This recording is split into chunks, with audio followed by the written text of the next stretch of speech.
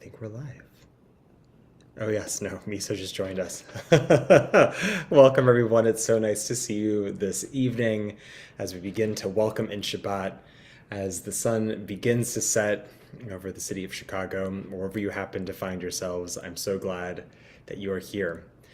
We will begin with Shalom Aleichem. It's a little song to welcome in Shabbat. Shalom Aleichem, Malachei Hasharet, Malachei Elyon. Mi Melech, Malachei Hamlachim, Hakadosh Baruch Hu. Boachem l'shalom, Malachei Hashalom, Malachei Elyon.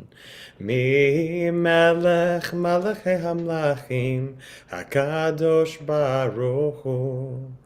Baruch hu ni l'shalom malachei hashalom malachei elyon. Mi melech malachei hamlachim hakadosh baruch hu. Tzeitzchem l'shalom, malachei hashalom, malachei elyon. Mi melech malachei hamlachim, hakadosh baruch hu. So in just a few moments, we're going to light candles. So this is your 2 or 3 minute warning to go get some candles, some matches, or a lighter if you need it. So we can light our candles together. We're starting Passover, in just a few days, folks. Passover begins Monday night, and I imagine many folks are in the space of either physical or spiritual preparation for this holiday. We have a lot of resources online for helping you prepare for Passover arriving. And one of them is a video where I actually help folks talk about preparing your kitchens for Passover. You can see the picture kitchens right there, but the camera's just slightly turned, but really in the same place.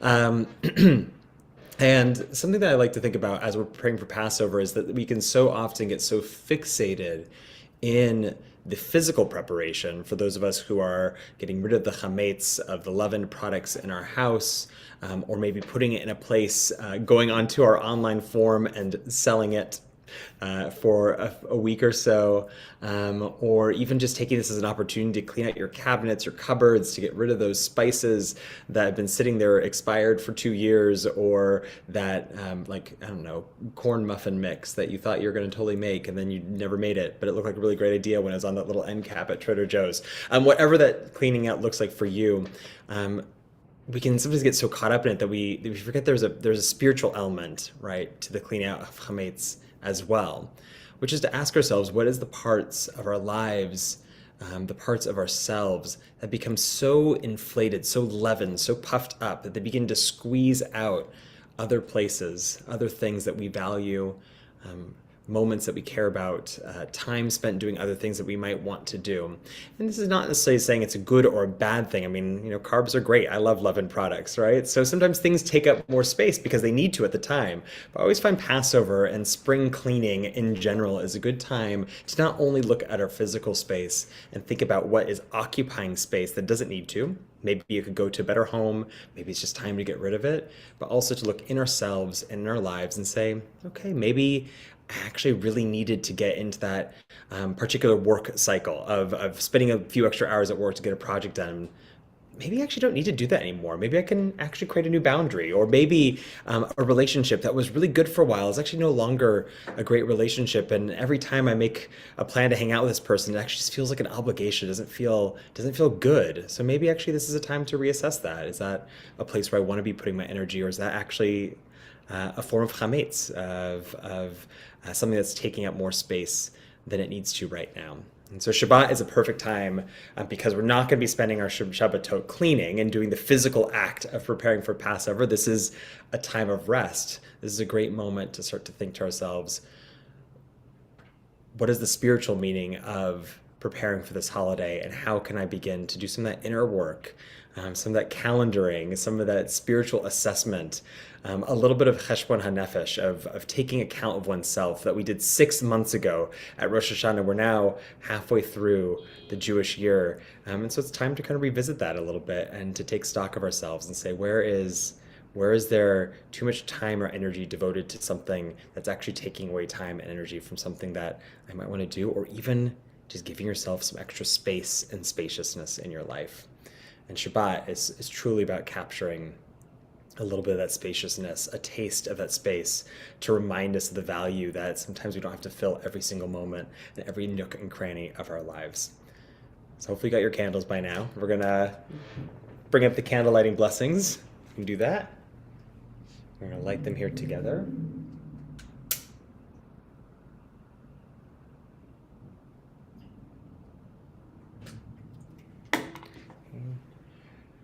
Wave the light in as we welcome in Shabbat. We say the blessing of lighting candles together. Baruch atah Adonai Eloheinu melech haolam asher kiddushanu b'mitzvotav v'tzivanu lehadlik ner Shel Shabbat.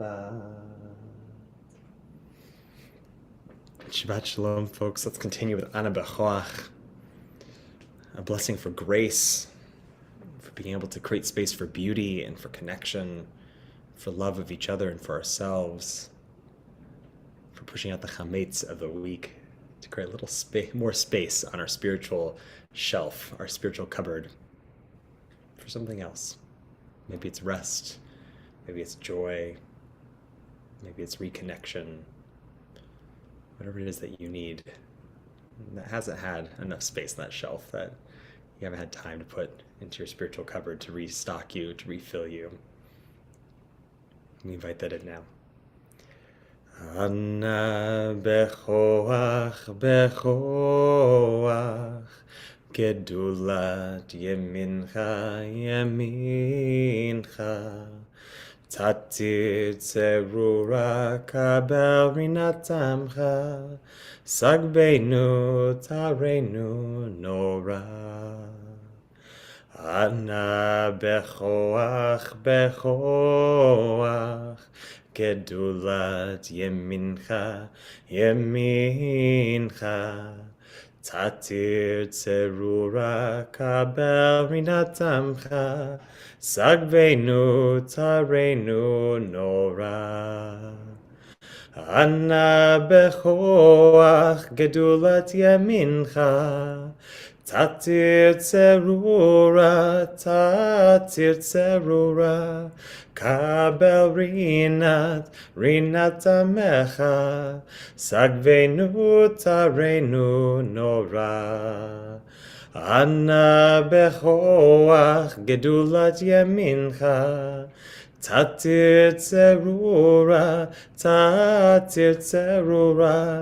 kabel rinatamecha Sagbeinu tarenu nora Ay ay ay ay ay ay ay ay ay ay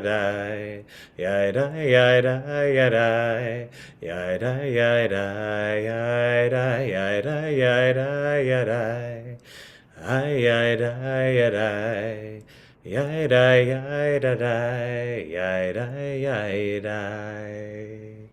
Turn to Lecha Dodi. In just a moment, when we reach the final stanza of Lecha Dodi, we'll rise, face towards whatever window or door is near you. If you want to let crack open in just a little bit. So again, now we're creating a little bit of that spaciousness inside ourselves to invite in whatever it is that you need this Shabbat. Let's pick a tune. This is when I go through my tune Rolodex in my head and see where it lands. It's really less of an intentional selective process and more of where can I find the right note. Lecha dodi likrat kala pene Shabbat nekabela. Lecha dodi likrat kala pene Shabbat nekabela. Shamor v'zachor b'dibor echad Hishmiyanu el hamiyuchad Adonai echad u'shmo echad L'shem multiferet ve'letila Lecha dodi likrat kala Pene Shabbat nekabela Likrat Shabbat lechu v'nelcha Ki hi mekor haberacha Merosh mikedem nesucha Sof ma'aseh b'machshavatila Lecha dodi likrat kala Pene Shabbat nekabela Lo tevoshi velo tikalmi Ma titochachi u'ma tehemi Bachechesu ani ami V'nivneta irtila Lecha dodi likrat kala Pene Shabbat nekabela V'haylim shisa shosayich V'rachaku kol mevalayich Yasis alayich Elohayich Kimsos chatan al kala Lecha dodi likrat kala Pene Shabbat nekabela Yamim usmo tifroti ve'et Adonai ta'ariti al yadish ben parti ve'nismecha ve'nagila lecha dodi likrat kala Pene Shabbat nekabela Lecha dodi likrat kala Pene Shabbat nekabela. Invite you to stand if you're able. You face that door or that window, crack it open a little bit. Boi v'shalom ateret bala Gam besimcha uvetzola Toch emune am segula Boi chala Lecha dodi likrat kala Pene Shabbat nekabela Lecha dodi likrat kala Pene Shabbat nekabela.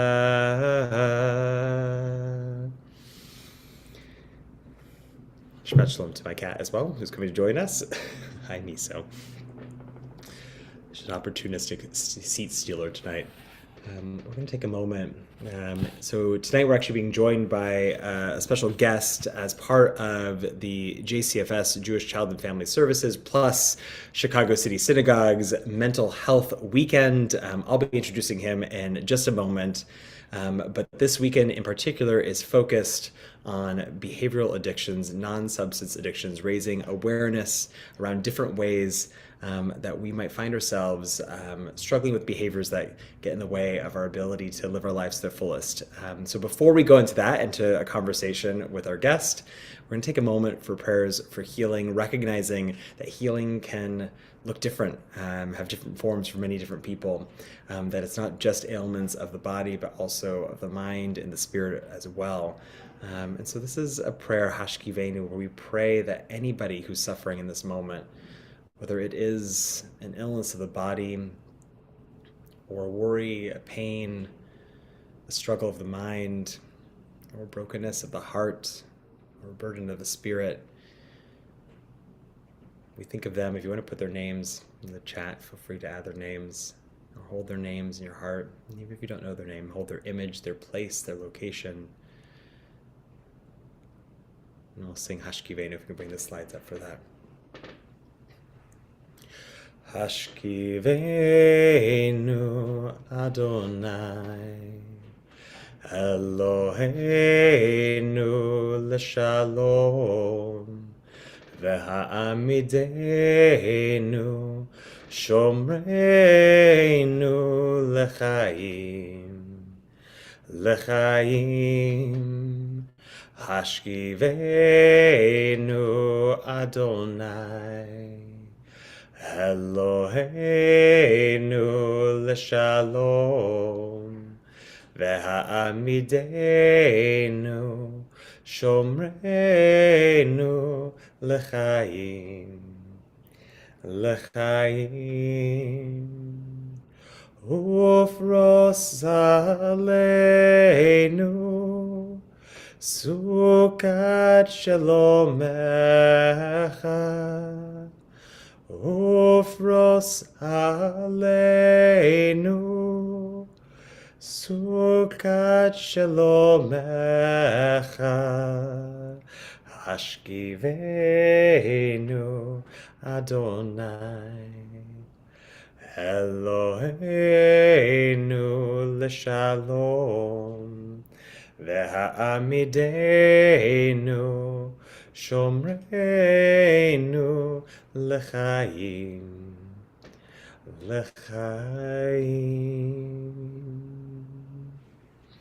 Some blessings of peace, of safety, of that Sukkot Shalom, that shelter of peace to everyone we thought of tonight, and all those in need of healing and safety and shelter around the world, both here in Chicago, any place in the globe in need at this moment. To that we can say Amen. So as I mentioned, we're going to have a special guest tonight. This is a weekend. Every year, JCFS partners with Chicago area synagogues to do a series of events, usually around a Shabbat, but now extending kind of the week before and after as well, where we focus in on a mental health issue that is affecting our community to raise awareness around its occurrence within our communities, our families, our own lives, and also connecting people with resources. And this year, the theme is focusing on non-substance or behavioral addictions. And so these are activities that get in the way of our kind of ideal functioning in our lives. And the interesting thing about most of these activities is that they're not inherently bad. We talk about things like sex, shopping, using our screens, our phones. These are all things that we actually need to do, right? They're good to do, or they're part of a good and rich lived experience. But like many things that are good, sometimes they can begin to get in our way of getting other things done. And sometimes they can become coping mechanisms that aren't ideal. And sometimes they might just be something that we want to change our relationship to. And so I'm really excited to have Andrew Fishman here. He is a licensed clinical social worker with the Juniper Center, working with emerging adults and teens. And for tonight in particular, what I'm most interested in is he also has an expertise in screen time, in video games, both their use for creating community and connection and exploring identity, and also how we might develop addictions or struggle with our use of those things as well. And so I would love to turn it over to Andrew, who also writes, I should mention, for Psychology Today on this particular topic. I'm so excited to have you in today for a conversation, also to connect you with our community more largely as an amazing resource around this topic. So I'd just love to jump right in with I give a little bit of an introduction about you, but if you want to tell more about yourself, your background, the work you do, and I think people would really love to know also like how you got into this work. I think social work more generally, but also the area of video games and online communities more specifically. Yeah, thank you for having me. This is lovely. My name is Andrew Fishman. I use he/him pronouns. I've been a gamer since I was a little kid. So when I worked at JCFS at the adolescent sort of wing response for teens, my supervisors would give me all of the kids that they didn't really understand what they were talking about. He's talking about buying skins in Fortnite. I don't know what that is. Can you just talk nerd to this kid? So I became the go-to for those adolescents, and ended up working also with all of the students who were gaming instead of doing homework or going to school. And so I found this really interesting. I did as much extra research and reading as I could, and just sort of fell in love with connecting people around this part of their lives. Thing. As a fellow gamer myself, I appreciate the nerd connection, and I know that for many people, I think teens in particular, like I remember just the power of being able to immerse yourself in a different world, not unlike reading a book Mm-hmm. or kind of finding a fandom that you obsess about in terms of like a TV show or even board games or more kind of these imaginative activities that allow us to connect with people. They allow us to try on new identities. I think particularly for a lot of queer kids I know, for example, the ability to try on maybe a gender expression or identity that they don't get to safely try out in their lived experience. And even just like decompressing from like the stress of the world are all, I think, really wonderful things about video games, about online spaces. But I'm curious where you begin to see problems or the potential for addictive behaviors. Kind of how do we, I don't know, like how do we draw that line? Like I don't know, where do we know where that line exists? That's a great question. And unfortunately, it's one that doesn't really have a clear answer for every person. So there's actually an exercise I do with a lot of my clients to get at this question, and I need a volunteer. So I'm calling on you, Rabbi Stephen. It has to do with our values. So I keep actually this deck of values cards. This is my office. Um, these cards say things like family, nonconformity, moderation. I'll put them up on the screen. But I ask people to start sorting them into piles of not important, important, and very important. I'm going to share my screen and put this up. Can you all see that? Absolutely, yeah. Great. So for most people, excuse me, for most people value their family as one of their top five or six, let's say. Whether that's biological family, found family, however they're defining it, it's important. So you have to really look inward and assess, is what I'm doing bringing me closer to the people that I love, to my family, or is it pushing us apart? If you are, for example, playing alongside them, or if it helps you relax in a way that makes it easier to be present with them later, then that seems pretty supportive to me. That seems like it is bringing the family unit closer together. On the other hand, if you are missing time with your kids because you can't miss a raid, it's probably because something that you want to rethink. And so it really comes down to what you value and what is important to you as a person, for whether it is helpful or harmful. So can I ask you to go through this list?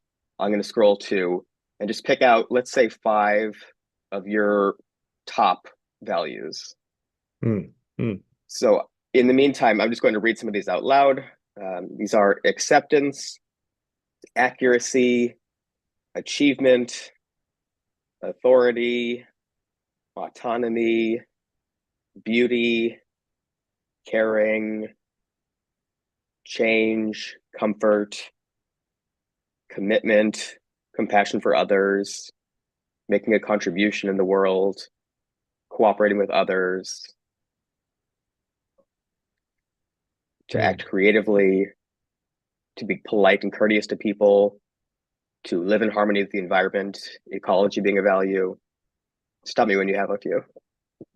Yeah, I have a few. I got some. I was looking at Okay. the list as well here. Yeah. Um, So this is a list from motivationalinterviewing.org, but there's a bunch, and these are just called values cards.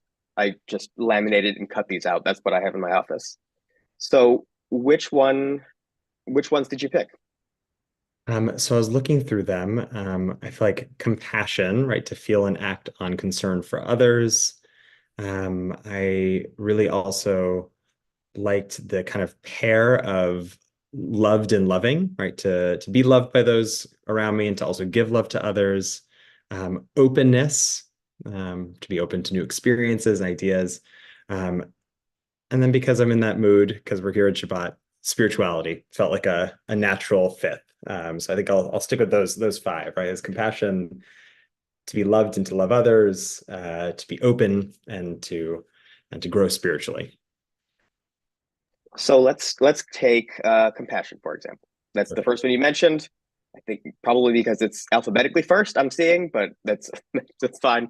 Um, do you feel like the way that you interact with games is helping you be a compassionate person? Does it ever Hmm. get in the way of being compassionate and being present for other people in your life? Or is it sort of neutral and it's just a hobby? Yeah, that's a really interesting question. I um, so two things come to mind immediately, just as Mm-hmm, kind of a quick analysis. One of the ways that my partner and I spend together is actually playing games together, which I think Air was also on that list, and they mm-hmm, feel related to me. But it like even like kind of side by side time or doing a game together can be a way of mm-hmm, showing care, of showing like a even an interest in, right, like even picking up a game that's like not my normal game, but like one that my partner loves is like a way of like showing interest and care for and to have that connective moment. I've also learned that if I spend, I'd say more than an hour like on the screen, I can get really grumpy. Like I can get a little irritable. mm-hmm, So I've learned to intentionally self-limit. That's something I did a long time ago. It's become a habit now. But I do remember a time whereas if I spent like all day staring at the screen, I would actually get really irritable. Like I wasn't able to actually have compassion mm-hmm. for those around me because I'd feel kind of drained and not happy. So it sounds like you've done a lot of reflecting on this already, which is wonderful. And so it sounds like when you're playing with your partner, it is supporting those values of compassion, the pair of loved and loving that you're talking about, and it is bringing the two of you closer together in a way that really supports your values. Hmm. But as you mentioned, when there's too much of it, it starts to hinder that. So you've already done the step of thinking, maybe at those points it is not supportive of my goals, my values, my wishes for myself and the world, and so I should cut back to the point where it is now only supportive of me. Hmm. Hmm. So would you say that then, I guess, for folks, could even maybe do like a self-assessment in Mm-hmm. some of these, I think using a very similar tool. I love the idea that it's so values-based. Yeah. One of the ways that we try to help people think around even their Jewish practice is rather than to start in the practice itself of like, do you do X or Y, is think, well, kind of what are your values? And then like, Mm-hmm. does that actually match up with the practice? I always use the example of like, if you value opening up your home, being a host, right? Like, Mm-hmm. absolutely have people over for Shabbat dinner, but if you value like solitude and rest, like having a bunch of people over to your home is probably not a great Jewish practice. So I feel like this feels kind of very related Mm-hmm. there. Yeah, I think one of the big critiques I have with the idea of video games being like a menace to society is that we focus so much on productivity and work and labor as a almost a measure of worth. And I, I reject that in a fundamental way. I don't think that, if work is important to you, great. That if that is a value that is inherent to who you are and what you want, how you want to live your life, wonderful. That should be on your list. If it's not, if you are a person who can't work or, for whatever reason, that doesn't mean that the games that you're playing are making your life worse or that it's their fault or that you should be ashamed of it or that you need to change anything. Mhm, Leisure time is important. And I mhm. don't think that the pressure that we all have to constantly be going is a healthy one. So I'm glad that you mentioned that it's individual. Hmm. Hmm. I'm curious, what are, working with folks who engage in these particular communities? I mean, obviously knowing that some gaming communities are very solo, right? So solo activities, some of them are much Mm-hmm. more collaborative, right? Either with people in person or with people online. Um, I'm curious, what are some of the benefits that you see, right, for this kind of online community? As you mentioned earlier, the idea to try on a new persona. I know people in my personal and professional lives who are trans or non-binary, and the first way that they started to experiment was playing a game. Animal Crossing doesn't limit the clothing that you choose to the gender you select, the shape of the face and whether it has eyelashes or not. So maybe they try on a dress, and does that make them feel cute, or does it make them feel kind of weird? If And that can give you some information about how you want to then express yourself in a more challenging way later, maybe by putting on one in real life. Games are a safe way to practice that kind of thing and to practice talking to people, to build relationships, to build skills in a way that is not nearly as challenging as going out to a crowded room and just trying to make a friend is. It's a shared activity, it's safe, it's familiar, and you can do it as much or as little as you like. Um, so I wanted to say, we're a community of not all people might be familiar with the gaming community, and so some people might be like, oh, Mhm. well, what is this? Like, what does this have to do with me? But I'm so conscious of the fact that, like, we're doing an online Shabbat service right now. We're having an online Yeah. and actually, nearly 10% of our membership is out of state. So Oh, their wow. primary engagement with us is through screens. We also have a really amazing disability and chronic illness Mhm. group that meets regularly that often engages online and with our services, our classes, all of those things. And then for other folks, because of childcare and commuting, and there's a Mhm. million reasons that people might want to engage with community online.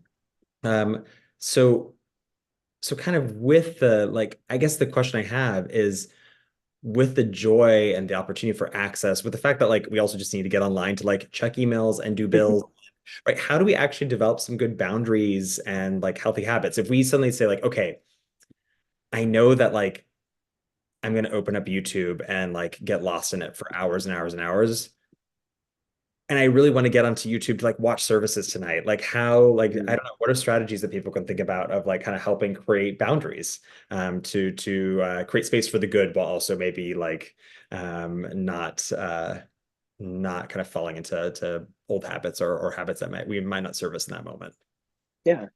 For me, I try to be intentional about when I'm playing a game, when I'm on screens, and what I'm doing. So I want to make sure, for example, that every time I turn on a game, it's because I am choosing to.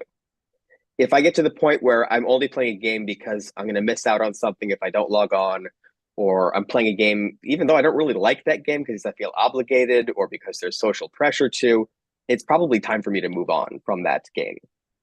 If I like a TV show and I'm watching it because it is my choice to use my leisure time in that way, great. If I feel more stressed out after watching it and I don't like the show all that much and I just feel like I can't not watch it, that's a bad sign. So for me, it is a matter of stepping back and in the moment thinking, why am I doing this right now? Did I just open Instagram because it was a reflex and I didn't even notice until it was in my hand and on?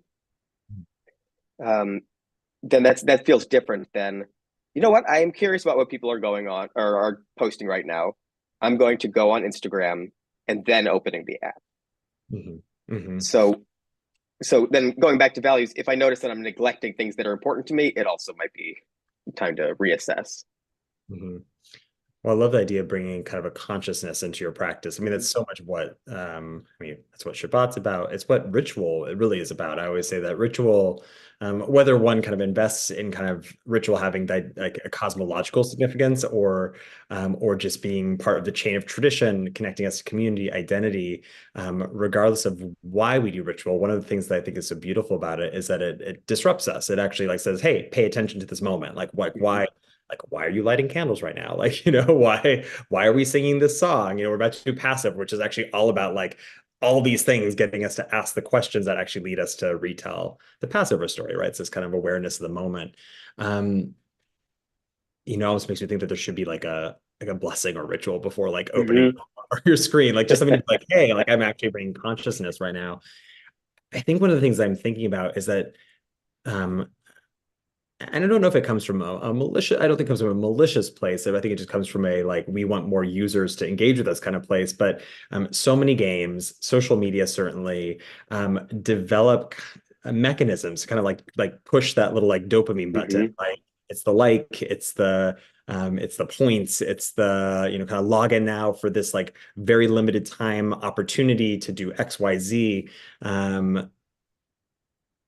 If we find that that kind of hook keeps bringing us back in, I don't know if you have any thoughts around that, like how we might address that.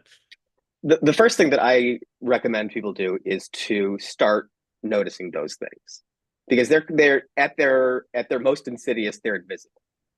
So when games are really designed to be habit forming, you don't notice that they are. You don't notice that, I just started playing Candy Crush sort of as an experiment a few days ago. And it's amazing how many of these things they've baked into the game.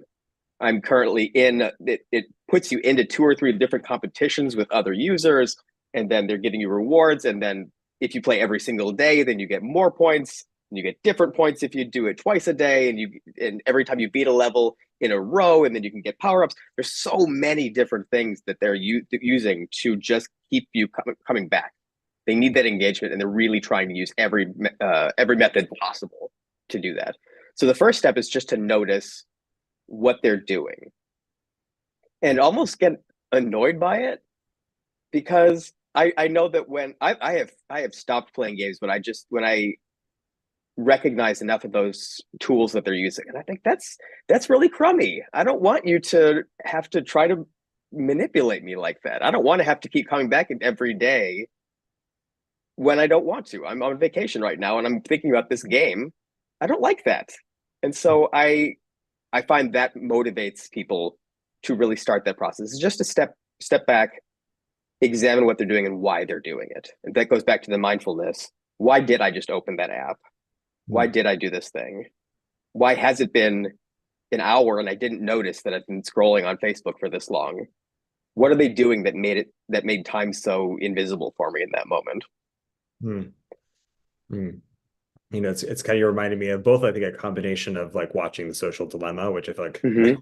was Yeah. very, it's one of the kind of like those conscious raising moments for how those mechanisms around social media in particular pull Mm-hmm. us in. And then the advent of like the do not disturb function, and having Yeah. that realization of like, oh, like I actually didn't open Instagram for an hour because it wasn't like poking me with notifications. Mm-hmm. Yeah, I should actually just like turn those notifications off, like Yeah. because it's that noticing, like you said, and that kind of like annoyance, a little bit of Mm-hmm. like, oh wait, like I wasn't even thinking about it before because it would just pop up with somebody liked something, or so and so Mm-hmm. posted it for the first time in a long time. Yeah. um I yeah. turn all of those off because it's hundreds of times a day and it's so distracting. It's so intrusive. And I just don't want them to be constantly running. Hey, go to Instagram. Go to Instagram. Every hour or two, I'm getting a notification that it's telling me to do something that I don't want to do in that moment. So I turning off notifications is absolutely one of the first steps. Mm. Yeah. And the beauty is that you can modulate, right? Like so Mm-hmm. for me it's like everything on Instagram except for like direct messages, which is like Yeah. how some people contact me. Like that's the only Mm-hmm. one that comes through. But even, you can toggle, which is Yeah. a nice thing about the moment we live in. Mm-hmm. So kind of speaking about the ways that technology can actually work with or for us. Like what kind of opportunities do you see around online engagement, whether that's online community or through gaming specifically, and how we might like actually use it for positive mental health and well-being? Yeah. The most obvious one for me, as you mentioned, is the ability to connect with other people. We're connecting right now because the internet exists, because Zoom exists, and we're better off because of that. I'm able to see clients from all across Illinois because we both have access to the internet. Hmm. And so I'm able to reach people who would not otherwise have access to mental health services in their community or wouldn't have supportive mental health in their services in their community. And they can access it from their bedroom if they want to. It's so much easier. Plus, COVID lockdowns would have been unbelievably worse if we couldn't also talk to each other online during that time. Mhm. Online gaming was really crucial for me in staying connected with my friends. And I'm sitting alone in my apartment doing nothing every day, but I get to play Jackbox games with a group of college friends every couple of nights. That helped keep me whole in that time. Mhm. it's interesting. I think so many different communities are starting to realize like how those technologies and those connections that have existed for a long time could become so I don't know, just so important, so useful in such a like a meaningful way of connection, right? Like the kind of like the nerds were doing it like a long time ago, and now it's Hmm. like this is catching up and like, oh wait, like you can really seek out like people who are just like you, right? People who have shared Yeah. interests, people have a shared identity, or even to create relationships of mentorship and support Hmm. and advice and connection in a way that's really powerful. It's it really amazes me to see, these moments. I think like a vignette I always remember was that first, I think it was actually Passover, was that first Passover during lockdown. All of a sudden, all these things that were in person went online, and somebody logged in a little bit early for a Passover event I was doing. Um, and they said that they were like a Jew living in, I think it was like rural Wyoming. And they're like, I Hmm. haven't done a Jewish thing for like 10 years. And they're like, I get to do a Jewish thing now. I'm like, that's so cool. Like, Yeah. amazing, that kind of opportunity. Do you feel like I'm just curious, do you feel like gaming can even be brought into like your practice of like supporting people's mental health? I don't know if there's any like a newer exciting technologies that are emerging right now that you've seen or even ideas that you dream about. Oh yeah. I mean, you can see right there is a I have an Xbox and a Switch plugged into a TV on the wall. I play with a lot of my clients for a few different reasons. I find that it helps build rapport very quickly, especially with young people who are reluctant to go to therapy or to talk to some new adult that they're supposed to be able to talk to, but they've never. It just helps break the ice. It helps. It's easier to talk to somebody while you're sharing an activity. If I'm playing Mario Kart with somebody, then I can just ask casually, how's school going? And it sounds more casual than I actually am, because I'm really assessing how is their school behavior, how is their what is their social life like. But we're just playing Mario Kart, and I'm just asking, what are your friends up to? It's a Hmm. lot safer that way. I also use it as a kind of intentional intervention, where some parents will tell me that their kids are pitching a fit, throwing things while they're gaming. They've broken a keyboard or two. The most efficient way for me to help those kids is just to practice being frustrated in a video game during a therapy session. And Hmm. so if they really like Mario Kart, for example, that's what I play a lot. That's a game that's really frustrating. That's a game where you could be in first place and you can get hit with a blue shell and you get sent back to eighth place, and then you have to deal with that. And so while I'm playing with them, I'm watching their body language. I'm helping them notice when they have started to get when they've started to get angry. Did you notice that your hands are really tense right now? Did you notice that your body language just shifted? I think you're getting angry. Let's pause the game. Do those breathing exercises we talked about. Help cool yourself down, and then let's keep going. And do that over and over and over again. And it works very quickly to help rewire the brain into being a better loser, helping calm yourself down much faster, and it just works as an intervention. So if parents can do that with their kids, that works too. Hmm. That's Um, really cool. I love that. th- I also am now gathering that you must be really, really good at Mario Kart, that you're able to play it and also yeah, I notice play and I, I play like 4 hours a week of Mario Kart. that's phenomenal. Yeah. Is there anything else that you would like to share about your work, about I don't know, anything that you feel is important for us to know? There are some other cool games while I'm just on the topic that are intentionally therapeutic. There's one called Endeavor, which is they did a study or two where if you play this game for 15 minutes a day for 3 weeks or something similar, symptoms of ADHD decrease significantly. That you're able to focus more in school and on things that you want to focus on. There's another game called Ava. I don't know if it's out yet. I played a pre-release thing. It's by autistic people for autistic people to help build social skills and confidence. She goes up to people and I took a screenshot. She'll say to somebody, um, she'll make a mistake, and your options at the bottom are say you're sorry, but that you didn't mean it, say you're sorry and what you're sorry for, say you're sorry and that they should forgive you, or say you're sorry that they feel hurt. And those Hmm. are pretty subtle differences, but they mean very different things to people. So if you say the wrong thing, if you say, you should forgive me, then the character goes, well, that didn't feel good. And she goes, shoot, I should really rethink that. I'll Hmm. bet this is what went wrong with that interaction. So you while playing this fun game, you're practicing all these really subtle social skills, which is very cool. I've even heard virtual reality games being used as exposure therapy. Hmm. I know people who, uh, I know someone who is a therapist who will have the person go put on a virtual reality headset and it looks and sounds like you're in a crowded room of people. And your goal in a therapy space is just to walk up to somebody and start a conversation. And it's scary because it feels like you're in a real room, but it's safe because you're actually in the therapy space. You're actually just with your therapist. The therapist is the one who's actually talking to you when you go up to a stranger, but it's really good practice. So there's a lot of developing technologies that are being used very creatively to help with different things. It's really amazing. That's amazing to hear. Well, I really appreciate you spending some time with us this evening, and for bringing the passion and the care that you bring to your work to the space as well. And I'm excited to see how this continues to progress into the future, how these technologies continue to develop, and how we um, continue to utilize this technology for the best, right? For bringing us together, for exploring who we are, and for connecting like we've done tonight. So thank you again, Andrew. Thank you Um, very much. we're going to now transition into the tail end of our time here together. Um, I believe we're going to begin with the Morris Kaddish. Is that our next slide? Slide maestro.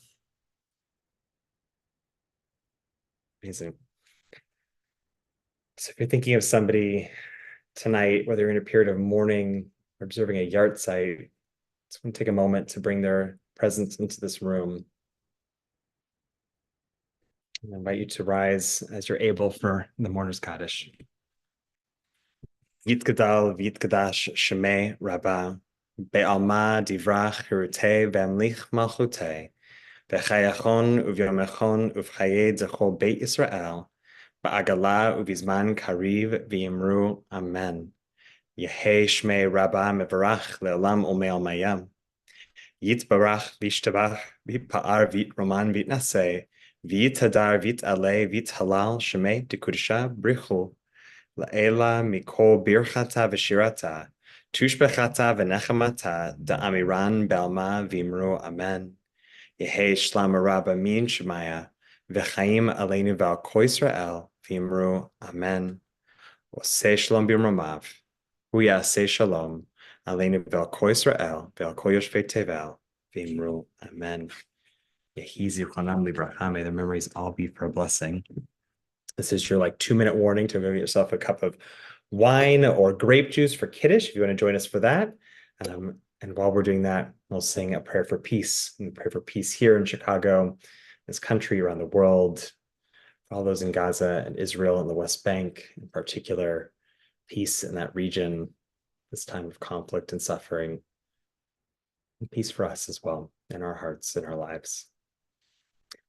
Ose shalom bimromav, hu ya'aseh shalom aleinu, ve'al kol Yisrael, ve'al kol yoshvei tevel, ve'himru himru, amen. Ayadadayadayadayadayadayadayadai. Ayadadayadayadayadayadai. Ayadadayadayadayadayadai. Ayadadayadayadayadai. Oh, say shalom bimromav. Hu ya'aseh shalom aleinu.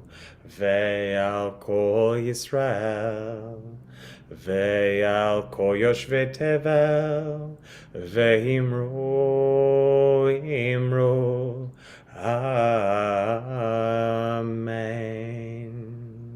We're going to turn to Kiddush. and grab your glass of wine or grape juice. I'll read the slides back up.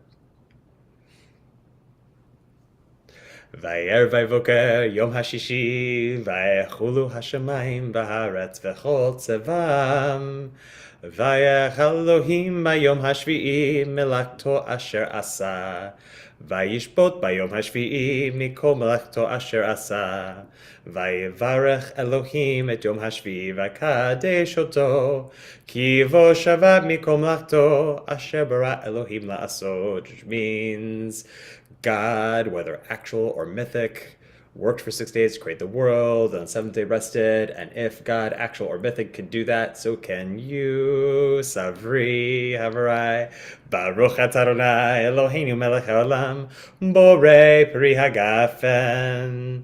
Baruch atah Adonai, Eloheinu melech haolam, asher kiddushanu mitzvotav v'ratzavanu, v'shabbat kodsho be'ahava uvratzon hinchilanu, zikaron lema'aseh v'reshit, ki hu yom techila lemikra'e kodesh, zecher letziat mitzrayim, kivanu v'acharta, ve'otanu kidashta, im kol hamim, v'shabbat kodshecha be'ahava uvratzon hinchaltanu. Baruch atah Adonai mekadesh hashabbat. L'chaim. Awesome, folks. Well, Shabbat Shalom, everyone. As I mentioned earlier, we are going to be closed for the week of Passover. So if you need connection for a Seder, our Facebook group is a great place to go do that. We also still have a few slots left at our second night Learner Seder if you need a table to be at. Please join us for services tomorrow morning. We're at CJDS, which is over at California between Irving Park and Addison. And of course, also, you can find us online as well tomorrow morning. We'll be celebrating a Bar Mitzvah. It's going to be a great time. It's also going to be the last time we get to see all of you before we go on break for eight amazing days of matzah pizza. If I don't see you before then, I hope you have a wonderful Shabbat. I hope you have a very meaningful, grounding, and inspired Passover. Chag Kasher B'Sameach. Shabbat Shalom, everyone. Thanks for being here.